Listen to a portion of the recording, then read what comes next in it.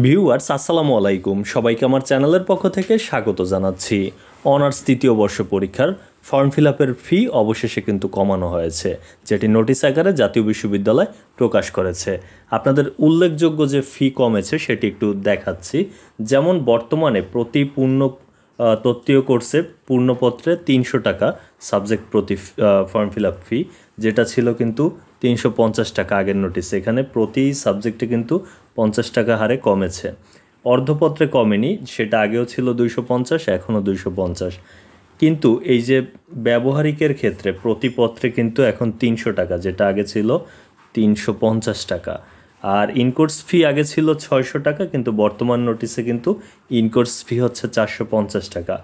আর কেন্দ্র ফি তত্ত্বীয় কেন্দ্র ফি 450 টাকা বর্তমানে, যেটি আগের নোটিশে ছিল 600 টাকা, অর্থাৎ এখানেও কিন্তু টাকার পরিমাণ কমেছে। আর কেন্দ্র ফি ব্যবহারিক প্রতিপত্রে সেটি কিন্তু 175 টাকা করা হয়েছে, যেটি আগে ছিল 250 টাকা। তো এছাড়াও আরও পরিবর্তন এসেছে। যারা অবশ্য গ্রেড উন্নয়ন বা মান উন্নয়ন পরীক্ষা দেবে তাদের যে অন্তর্ভুক্তি ফি ছিল 1000 টাকা, সেটি কিন্তু কমিয়ে আনা হয়েছে 600 টাকায়। আর যাদের 2016-17 সেশনের, তাদের কিন্তু বিশেষ অন্তর্ভুক্তি ফি হিসাবে 6000 টাকা নেওয়ার কথা ছিল পূর্বের নোটিশে, কিন্তু এখন 5000 টাকা। এখানে কিন্তু টাকা কমেছে। আর কন্ডিশনাল প্রমোটেডের বেলায় টাকা কমেনি, এক্ষেত্রে মূলত 1500 টাকা আগেও ছিল আগের নোটিশে, আর এখনও 1500। তো মোটের উপর আসলে ফর্ম ফিল আপ করতে কত টাকা লাগবে সেই ধারণাটি আপনাদেরকে দিচ্ছি। আগের যে নোটিশটি ছিল সেই নোটিশ অনুযায়ী 3800 থেকে 4000 টাকার মতো ফর্ম ফিল আপে লাগতো, শুধু ফর্ম ফিল আপের খরচ বাবদ। কিন্তু বর্তমান যে নোটিশটি, বর্তমানে এই ফি এর যে পরিমাণ সে অনুযায়ী প্রায় 1000 টাকা প্রত্যেকের কমেছে। তো সেক্ষেত্রে অনেকের ক্ষেত্রে 1000-এর বেশিও 1200 টাকাও কমেছে।